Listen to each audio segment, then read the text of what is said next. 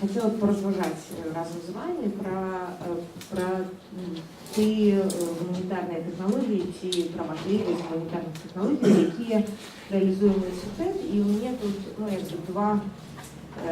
две рамки. Мне кажется, с одного боку, вот тут казалось, что правовая эдукация это, может, одна из наиболее широких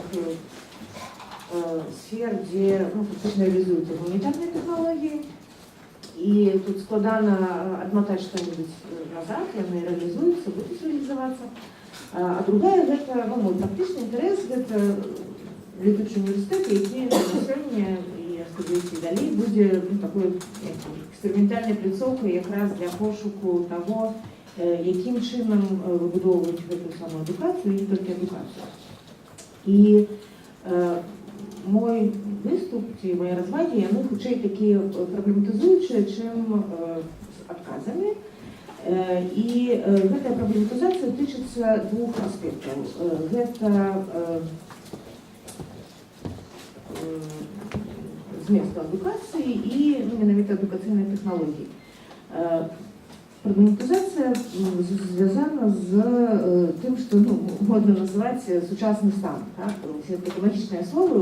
У сучасному стані перед нами виникають кілька проблем. Я позначу, що я маю на увазі про цей сучасний стан і чому ці проблеми виникають. Перш за все, это тычется менавіта сфера адукації, і ми нават трохи закраналі, мне падаецца, гэтыя праблемы на конференції ЦЭТа, і, можа, хтосьці чуў ад мяне на нейкіх семінарах. Вось тое, што я бачу сёння, то у сферы адукацыі мы назіраем две тенденції, можна, одну тенденцію, якая мае такія следстві. Гэта пэўная дэманополізацыя той прапановы адукацыйнай, якая ёсць. Што я маю на ўвазе? Што так ці інакш нават у эпоху нейкай адукацыйнай традыцыі, і тым больш калі гэта стала ўжо мадэрны час тэхналогіямі адукацыйнымі, так ці інакш пэўныя адукацыйныя інстытуцыі мелі манаполію, абмежаваную, але манаполію на сам тэхналагічны працэс. То бок яны прымалі чалавека, яны ему прапаноўвалі пэўны змест адукацыі, яны ему прапаноўвалі пэўнае месца, яны так ці інакш закладалі ўяўленні пра тое, каго прымаюць, на якім этапе і каго выпускаюць. І яны былі найбольш моцнымі манапалістамі на прапанову зместа адукацыі, на прапанову ведаў, прастораў, кампетэнцыю і гэтак далей. На сёння, як мне падаецца, гэтая манаполія разбураецца, прычым найбольш она разбураецца ў такіх вышэйшых слаях адукацыі, то бок вышэйшая адукацыя, прафесійная адукацыя.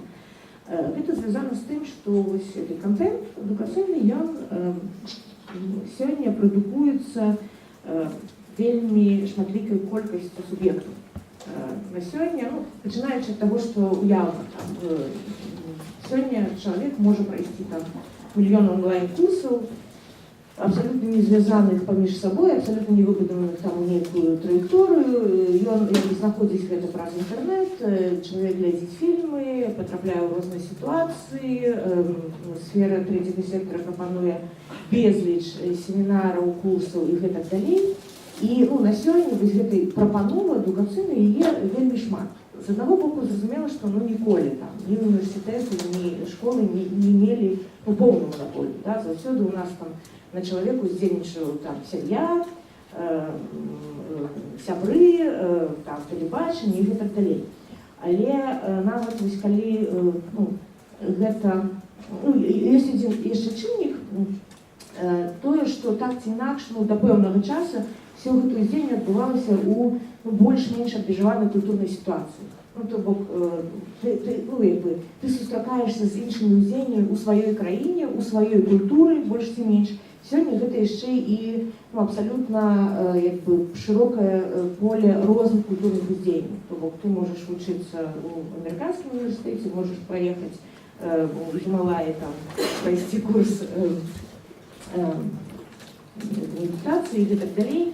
І вось гэтае утрыманне утрыманне так ці інакш адукацыйнага працэса у больш ці менш інстытуцыйных рамках, яно разбураецца. І вось з гэтага разбурэння, хоць, напэўна, сёння мы в Беларусі не так шмат гэтага адчуваем, але яно ёсць, гэта разбурэнне для мяне ставіць два пытанні. Першае пытанне звязана з ввогуле магчымасцю адукацыйнай ці педагагічнай тэхналогіі. Ввогуле магчыма сапраўды арганізаваць вось гэтае ўздзеянне, якое штосьці прагназуе, штосьці арганізуе і атрымлівае менавіта той вынік, які быў закладзены. І другое, гэта пытанне ці праблематызацыя звязана ўжо непасрэдна з зместам адукацыі, які прапануе універсітэт. Універсітэт, бо яны гэтым не цікавяць. Я пачну з другого, з зместа адукацыі. У чым праблема, як мне бачыцца? З аднаго боку, вядома, што змест адукацыі змяняўся ад эпохі да эпохі, ад тэхналогіі да тэхналогіі, і там найбольш, напэўна, тое, што мы ведаем, гэта веды, навыкі, уменні, потым гэта кампетэнцыі і гэтак далей. Але у мяне зараз пытанне ўзнікае якраз у тым, што так ці інакш у межах, напэўна, адукацыйнай тэхналогіі. Гэты змест адукацыі выбудоўваўся паслядоўна, іерархічна і звязана паміж сабой. То бок, школа, дзіцячы садок гадуе дзяцей з пэўнымі навыкамі, потым школа штосьці дадае, потым ва універсітэтах ці прафесійных нейкіх установах. То бок, мы гэта збіраем, і гэта нейкі прадуманы працэс гэтага зместу. На сёння, як я ўжо казала, чалавек атрымлівае кавалкі зместу адукацыі, абсалютна розныя кавалкі з абсалютна розных сістэмаў, якія прапануюць розных змест адукацыі, і ён апынаецца ў такім хаосе. І што сёння можа універсітэт хаосе ўсіх тых частак, якія лётаюць вакол яго, якія ён нібыта павінен ці можа сабраць сам. І у гэтай сітуацыі я думаю над пытаннем, а што можа з'яўляцца зместам адукацыі ўніверсітэта як нейкай установы, якая прэтэндуе менавіта на тое, што праз яе паўстае сучасны чалавек. І разважаючы пра гэта, я думаю, што менавіта сама тэхніка зборкі чалавека у тым асяроддзі, якім ён апынаецца, гэта і ёсць сам змест адукацыі, які можа даваць універсітэт. То бок веды, навыкі, нейкія практычныя рэчы, сітуацыі і гэтак далей ён можа атрымаць у розных месцах. А вось сабраць і выбудаваць з гэтага пэўную сістэму адносінаў самога чалавека з навакольным светам разабраным на розныя элементы, гэта якраз тое, што можа быць прапанавана. То бок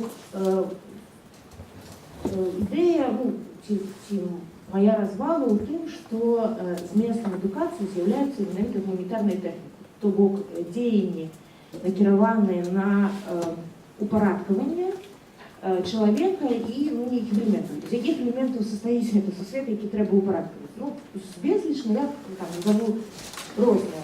Гэта веды, я ўжо казала, гэта інстытуцыі і працэсы, якія працякаюць, да якіх трэба пэўным чынам ставіцца, самавызначацца і гэтак далей.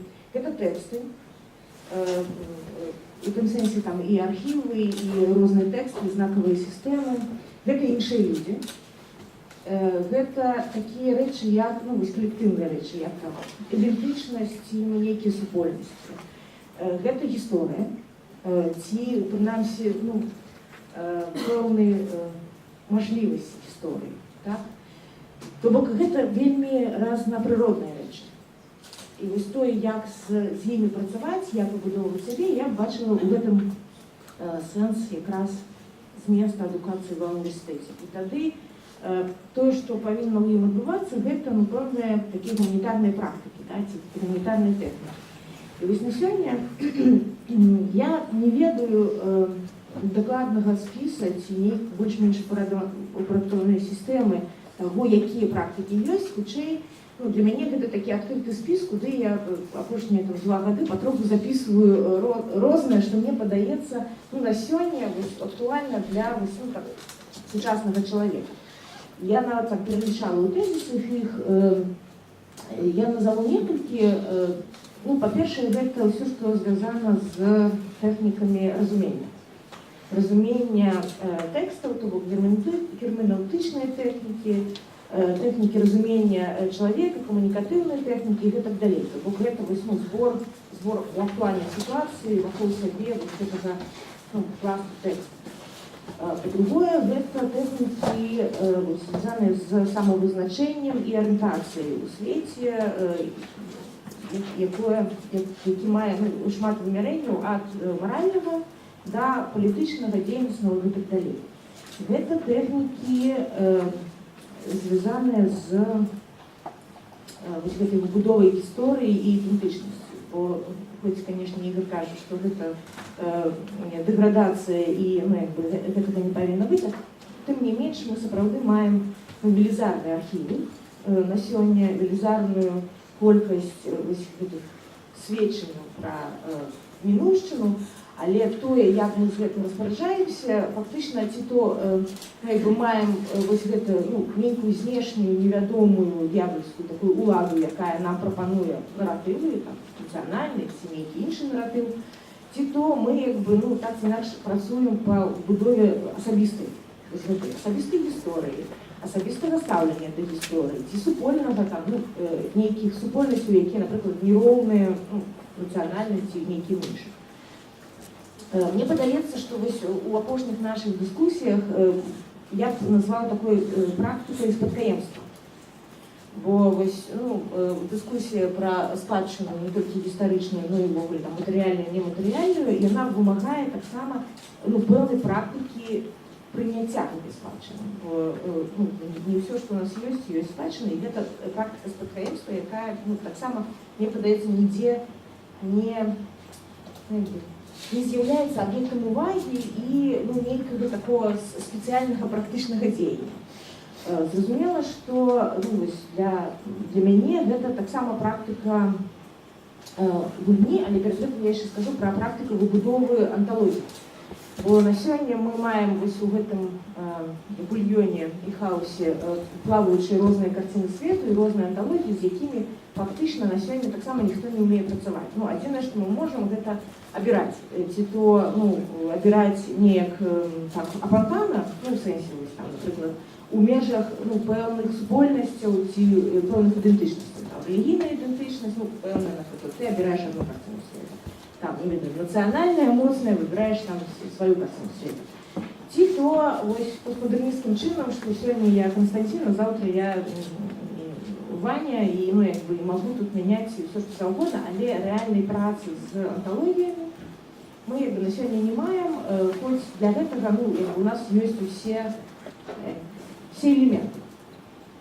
І ну, напэўна, апошняе, пра што я хацела сказаць, гэта пра гульню, як таксама ну, пэўную гуманітарную практыку, якая, ну, на мой погляд, стварае такую, можа, ну, найбольш яскравую форму гэтай сістэматызацыі, так? Калі ну, праз гульню мы ствараем ну, цэлы сусвет з сваёй анталогіі, з пэўным іншым, з якім ты разам гэта ствараеш, з пэўнымі правіламі, абмежаваннямі і гэтак далей, і з ну, таксама ну, нейкім там прагматычным, аксіоматычным вымярэннем, калі у нас ёсць выйгрышы, пройгрышы і гэтак далей. І вось ну, на сёння я бачу універсітэт як месца гэтага культывавання такога кшталту практыкаў, але тут узнікае другое пытанне, ці мажліва ўсё гэта выбудаваць як тэхналогію. І што тады, калі вось, ну, такія гуманітарныя практыкі ёсць змест і сэнс адукацыі, што палягае тэхналагізацыі і як гэта можа быць арганізавана. І, ну, можа быць, галоўнае, што мне замінае разважаць пра тое, як гэта арганізаваць, гэта ввогуле само пытанне мажлівасці такого кшталту тэхналогій, бо ну, для мяне, можа, я не надта добра разумею, але для мяне вельмі важна, што калі мы кажам пра тэхналогію, гэта значыць, што мы кантралюем тое, што прыходзіць у гэтую тэхналогію, тое, што адбываецца з тым, што прыходзіць, і нейкі вынік. На сёння для мяне вялікае пытанне, ці можа універсітэт ці нейкая іншая інстытуцыя, у дадзеным выпадку універсітэт, лятучы ці не лятучы, нейкі іншы, ввогуле такім чынам кантраляваць працэс. Я ўжо казала пра гэта вельмі шырокае ўздзеянне свету інфармацыйнага, камунікатыўнага, сацыяльнага, і мне падаецца, што рэальна кантроль азначыць рэалістычнасць тэхналогіі немажліва ці вельмі складанае, і гэта было перабольшваннем лічыць, што мы сапраўды можам запусціць гэта як тэхналагічны працэс. І тады, што гэта можа быць іншае, і я тут вяртаюся да генеалогіі, якая была напісана Владимиром Маскевичем педагогічных сістэм, калі сітуацыі тэхналогіі ёсць сітуацыя, напрыклад, адукацыйнай пэўнай парадыгмы. То бок пэўнага бачання ўсіх чальцоў працэсу, які задае тое, што адбываецца, але не бачыць гэта ў тэхналагічным ключы. Я напэўна, на гэтым такім вялікім пытанні для сябе і для аудыторыі скончу. Я думаю, мы будем зараз спрабаваць розныя рэакцыі выдаваць, нехта аплодысменты, нехта задумчывую паузу, каб не памыліцца. Дзякуй, Таццяна. Пытанні, рэакцыі, развагі бачу было. Походу все. Наверное, продолжение проблематизации. Я что-то в последнюю неделю зависаю над одним. Еще ближе. Я последнюю неделю зависаю над одним парадоксом, очень достаточно старым, в предыдущем университете многократно вспоминаемым. Но, к сожалению, до такой степени меня подгрызет, что я даже в Фейсбуке ночью сегодня видела пост, который еще его повторяет. Он выставил рекламное объявление, что, кстати, тренинг коучинг-лидерства. Как можно быть коучем и лидером? Лидер — это по определению кто-то, кто обходится без коуча, он как-то сам движется. И собственно, этот парадокс меня как раз интересует. Там в содержании образования упоминается, что человек должен самоопределяться, ставить цели. Вообще задача одна из задач университета, человек должен думать самостоятельно. И тогда вопрос, а как можно его извне воздействия на него, этому научить? То есть не являются ли вот эти все внешние воздействия на него как раз теми влияниями, которые только сопротивляясь им, только отрицая их, только пытаясь выйти из-под них, он, собственно, приобретает те качества, которые как бы желательны. Это понятно, что это такая субъект-объектная дихотомия, и, наверное, просто сменив категории и способ говорить об этом, можно найти какое-то решение этого парадокса. Но я хочу даже сейчас узнать не столько, как правильно с этим разобраться, сколько летучий университет, он устроен так, что он тем, как он работает прямо сейчас, он всегда каким-то образом снимает этот парадокс, как его отвечает на него. Нынешний такой рабочий ответ на эту проблему в летучем университете, как вы думаете?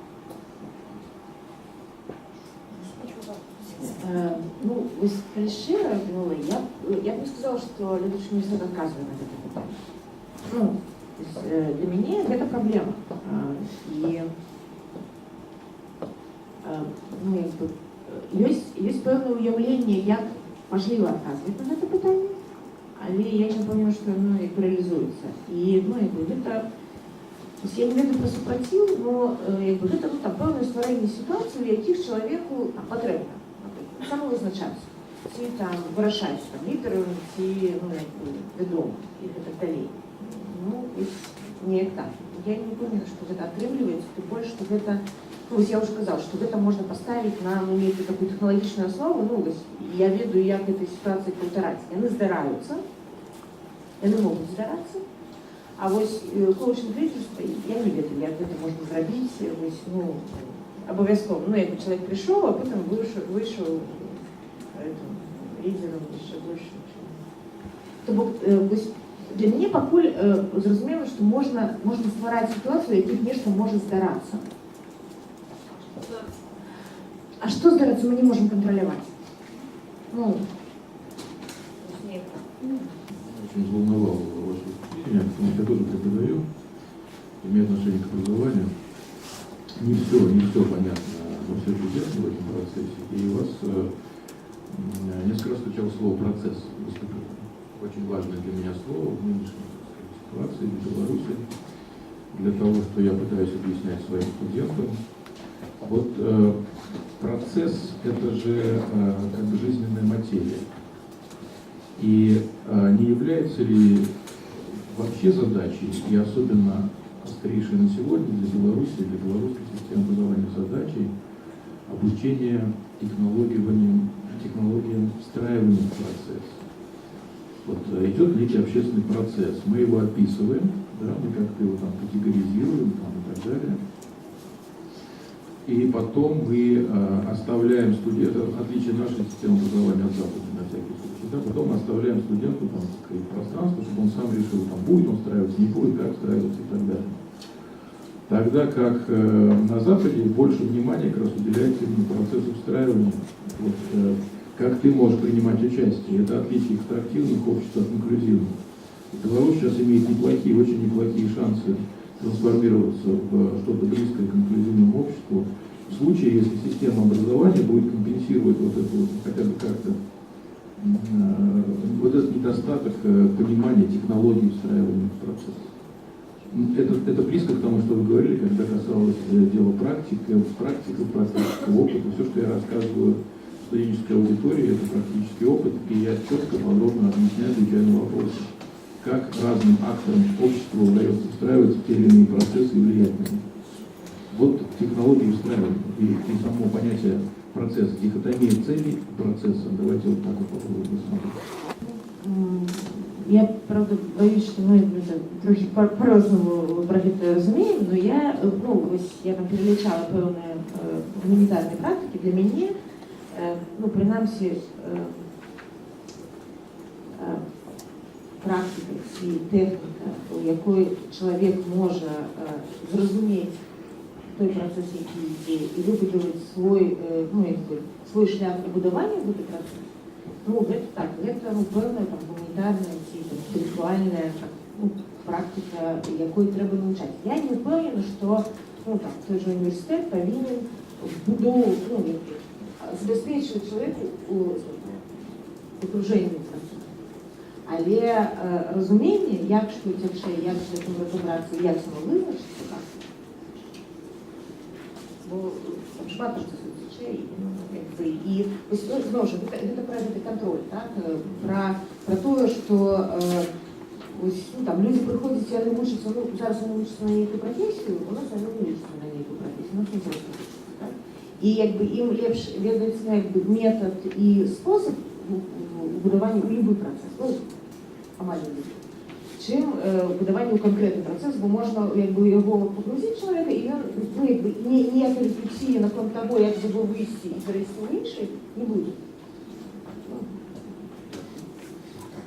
Я ніяк не можу зрозуміти, на чим там строїться проблематизація можливості технологічного підходу. На тому, що ми не можемо мати повного контролю, ці на тим, що ми не маємо в образу, ну, ось гэтага виніку. Ну, тобто ми не можемо там, ну, там, добре, ясно, зрозуміло описати, якби, а що гэта там чоловік на виході, що він собі уявляє. Ці, якраз гэта у нас є, а ми просто, ну, якби, не можемо підконтрольно його до гэтага довести.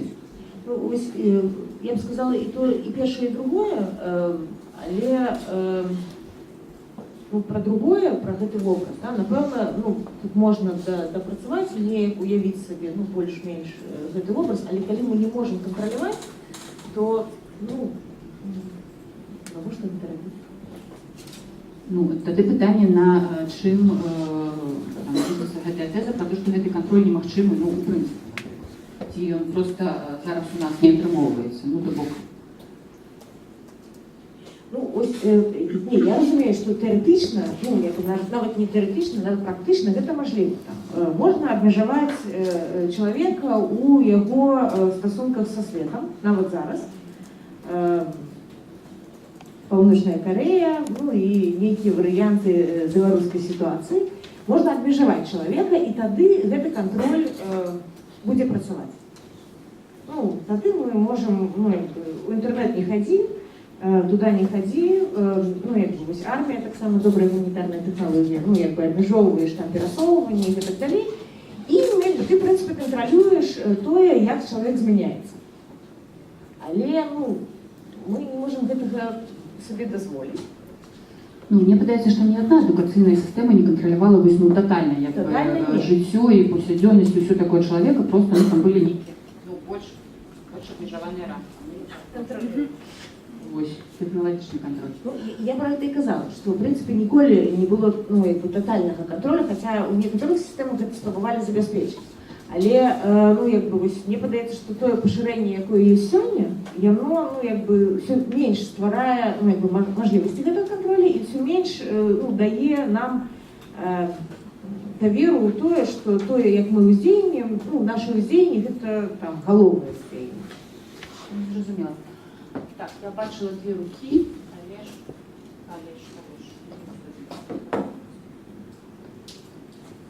Андрей Ягоров, а потом вам Евгений.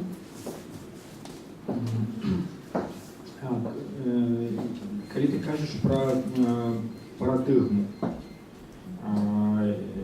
якая не замяняе тэхналагічны падыход як такі, але з'яўляецца ну, трохі іншым кодам, то парадыгма маецца на ўвазе это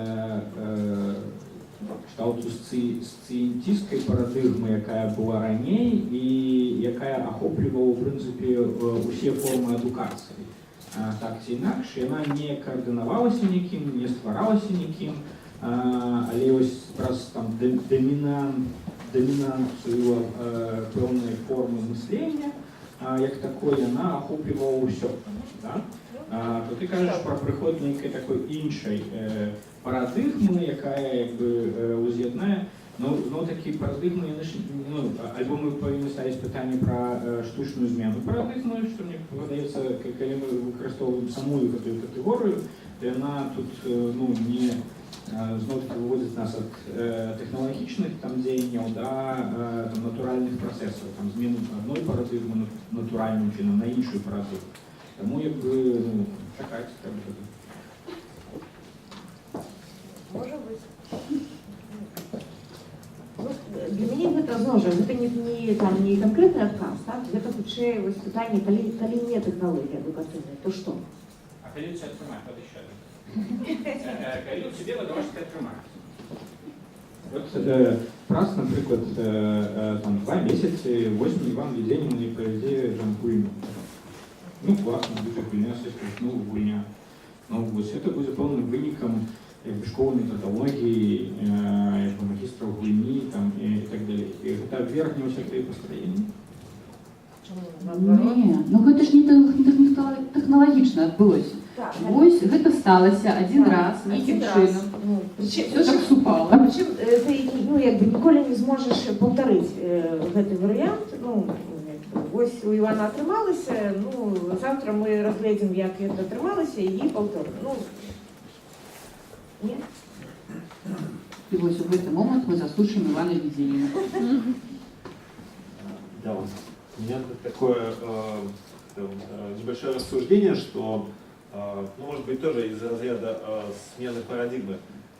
Мне кажется, предыдущая система образования, ну, национального государства, индустриального, была ориентирована на производство частичного человека. То есть человек находил свое место в некой общественной системе. То есть и вот эта вот идея получить специальность, устроиться на работу по специальности, она вообще вот строго оттуда. Сегодня мы стоим перед, ну, наверное, таким вызовом производства целостного человека. То есть возвращение всей целостности, поскольку ну, национальное государство перестает быть самым главным субъектом, который ну, определяет повестку дня, скажем так. То есть человек уже становится в какой-то мере свободен от рамок национального государства, может спокойно жить в глобальном мире, и, соответственно, за жизнь в глобальном мире он уже, получается, должен взять ответственность на самого себя. И это, задача для человека становится, если он ответственный, да, то есть стать соразмерным мышлению всего, мегамашины, такой как национальное государство. Ну и вот это, мне кажется, как один из ответов, а что должно быть на выходе? Какой-то образовательной технологии. Только целостный человек. И если эта идея, принимается и декларируется, то вопрос обеспечения технологий, он становится уже вторичный, и в том числе тот, кто замахивается на бытие целостным человеком, и сам университет, как некий субъект, который пытается помочь человеку стать целостным, они становятся соучастниками этого. И тогда вопрос контроля, он тоже делится как ответственность между вот этими двумя игроками. Такая, может быть, утопическая идея. Мне, конечно, не подобається ідея производства целостного человека. В том сенсі, что мы докладно ведаем, які целостны, ось там свет, і вона йому відповідає. Так? І моя якраз ідея була інша. Виходить чоловік, який володає певним шерегом, може не всім, так? Неких гуманітарних практиків, тобто практику праці з самим собою і перезборки. Ці будзе ён кожным разом цэласны і адпаведным всему сусвету, я не ведаю. І по-другое, калі ты кажаш там падзяліць адказнасць, гэта ўсё равно, гэта хутчэй этычныя катэгорыі, чым тэхналагічныя. Мы, конечно, с тобой делим отказность за то, чем ты выйдешь после ведущего университета, но я докладно веду, что я, я не могу сказать, что это технология, что есть некий стандарт увахода, есть стандарт выхода, есть, есть некие процедуры, праз якія можно пройти и докладно отрымать, Ивана Веденина, целостно анализе, как момент человека соразмерно системы. Целостность — это горизонт. То есть как к тому, к чему надо стремиться, и все время, поскольку если мир считать, что меняется, то это все время как задание наперед. Возможно, так. Еще вопросы, реплики, комментарии к этому докладу. Светлана, успеете? Скорее вопрос на понимание. То есть я пока не понимаю, откуда вообще возникает вот этот контекст контроля. Если мы говорим про то, что субъектность, которая задает систему образования, она распадается, да, и та же самая технология действительно супермаркета и там, гипермаркета, она выстраивалась как то, что нас избавляет от этого проектирующего субъекта, который проектирует образование. Да? И мы, наоборот, предоставляем скорее человеку больше возможностей разных систем, где человек может ориентироваться, самоопределяться и так далее и тому подобное. Да? И тогда откуда, от кого исходит, собственно, этот залог контроля каких-то новых технологий, которые могут возникать. Если идет такая тенденция, что технология в этом плане существует сама по себе, независимо от проектирующего субъекта, да? И тогда и вопрос контроля снимается как таковой. Супермаркет — это ж так само то, что можно спланировать. Гэта таксама абмежаванне прасторы, мы не задаем траекторию человеку, але мы насычаем, я не ведаю, полицию розным всяляким, и в принципе разумеем, что что то, что отбываецца з чалавекам, адбываецца ў нашым супермаркеце. Не ў іншым. І ў гэтым сэнсе гэта наша адказнасць палічкі. Того, хто стварае гэты супермаркет.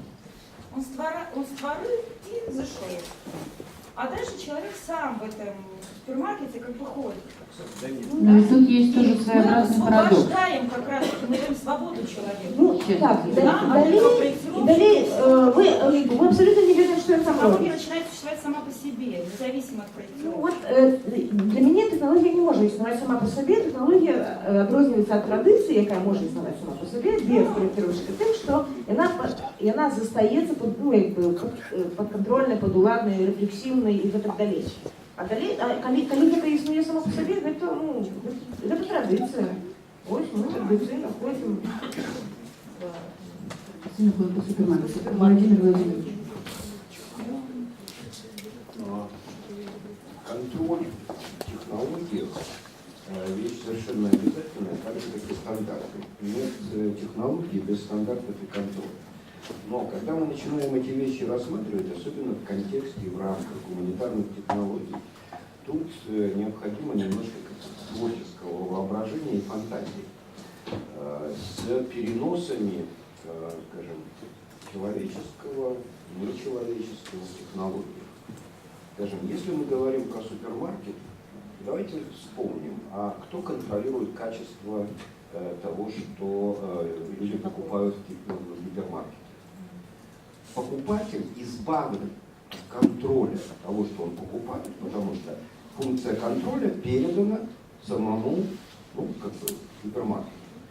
Но это делает возможным, например, рекламацию. Например, защиту права потребителей и так далее.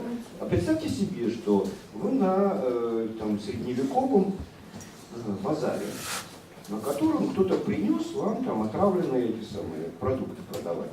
Вы купили, отравились. Вы приходите требовать. Что вы можете требовать? Что вы можете контролировать? То есть в этом смысле, когда мы начинаем говорить про контроль, начинается вопеж гуманистов по поводу того, что, как это вы вот человека контролируете? То, что у вас в ВУЗе происходит. Что ты двойки ставишь? Какое ты право имеешь человеку ставить двойку, если он заплатил? Для этого придумали механизм, который называется модульно-рейтинговая система. Вот всякая херня Да. делается для этого. И субъект в этом, и ты Вместо того, чтобы включать фантазию. это модульно-рейтинговая система ставит. Да. Вот, и в этом смысле, когда мы говорим про контроль, контроль в любой технологически организованной деятельности должен быть жесточайшим. Жесточайшим. Примерно так, как, скажем, общество потребителей требует жесткого контроля качества продуктов, которые размещаются в гипермаркете. Поэтому там даты указываются там, и так далее, и так далее. Мы приходим в ВУЗ, например, там, приходит человек, читает там лекцию и рассказывает содержание с просроченным сроком давности. Ваши действия. Или приходит вот то, про что Прочка рассказывает, вот сегодня, вы включаете телевизор, кто отвечает за качество того, что там рассказывается? Про инопланетян. Я по телевизору слышал, что люди произошли не от обезьян, а от инопланетян. И там подписано, профессор такой-то там академии, или академик там каких-то там квазиестественных наук, там и так далее. Кто за все это отвечает? Контроль. Контроль должен быть, да, вот со свободным человеком, пусть там Иван наврал про целостную личность, да, в Летучем университете никакого контроля за целостностью поведения человека нет. Но оценка любой дурости дается моментально. Это и есть контроль. Это такие предохранители, как бы. Ну так тогда, вот, давайте фантазию включать. За каждым словом есть парадигма. Парадигма всех значений этого слова. Если мы акцентируемся не на всей парадигме значений слова, а только на каком-то одном аспекте, мы попадаем в противную ситуацию. Об обучении идет речь. Супермаркет и обучение, тогда надо, так сказать, чем они отличаются. И общество знаний есть, и школа есть, и все это. Здесь некорректное сравнение. Супермаркетная модель построения учебного заведения – это уже старая 30-летняя модель. Тут просто надо понимать, о чем идет речь. Можно, конечно, сейчас прочитать лекцию, как это устроено. Нельзя. вот я еще раз про это, ну, контроль, ці неможливість контролю, неможливість технологій, мені це все одно хвилює. Бо, ну, ось, як би ми, наприклад, в летучому університеті, ці в іншому університеті, ось у нас там є репери і ознаки якості того продукту, які пропонуються менавіта тут. Але я не ведаю, што больш фармуе Івана. Тое, што ён ходзіць па летучому універсітету, дзе мы ставім гэта знакі якасці, ці яго праца на ТВЦ. Ці, ну я не ведаю, то, што ён глядзіць тэлевізор з гэтымі, з інапланетянамі. І гэтак далей. І тады, калі ён заўтра, там, праз 2 месяцы арганізуе гульню, ці магу я сказаць, што, ну, гэта мы. Да, это он такие разумные, потому что... Владимир Ильич, у вас есть ответ, который все Танины сомнения разрешит. Да нет, вот сомнения Танина я разрешить не могу. Но то, что она фигню несет, как ты говоришь, я не имею права умолчать этого. Таня, что является учебным классом летучего университета? Вот мы на этапе формирования проекта или там замысла летучего университета говорили, что вот есть домик, в этом домике сидит водолазская, в этом домике появляются еще несколько преподавателей, как бы мы там тусуемся и так далее. А вот учебным пространством летучего университета является город Минск со всеми его образовательными возможностями. Табака где-нибудь вне Минска находится. Поэтому какая разница, где формируется этот самый магистр игры Иван Веденин? Если мы контролируем процесс, вот про что пытался Костицын с тобой поговорить. Ну да? так я не веду, я контролировать процесс. Подожди, вот смотри, японский японский способ контроля качества. Да? Знаете этот анекдот, когда присылают это самое в Советский Союз, там японские какие-то полуфабрикаты, там транзисторы, да, и говорят, у нас в Советском Союзе очень жесткие стандарты качества, да? У вас в ящике должно быть не больше там 1,5% брака. Японцы задумались, да, и посадили человека, который ломает их эти самые, чтобы в Советском Союзе получили не 100% качества товара, да, а всего лишь 98,5%. Потому что у японцев контролируется процесс. Да? Когда мы говорим о контроле качества, контролируется процесс. Поэтому как бы, мне не безразлично, что эти люди, которые приходят и говорят, а мы студенты летучего университета, делают свои талаки. Но понимаешь, а кто нам, почему не позволят нам контролировать талаку? Да. Единственное, что мы можем им говорить, ребята, вы глупостями занимаетесь. Мы им говорим, а им по барабану. Они будут заниматься своими глупостями и занимаются. Какая технология? В общем так, значит, создаем в летучем университете ВТК, который будет измерить меру человеческого в человеке, я так понимаю, и выносить свои суждения. Еще что-то вот за рамками вот этого обсуждения контролирующих механизмов. Все.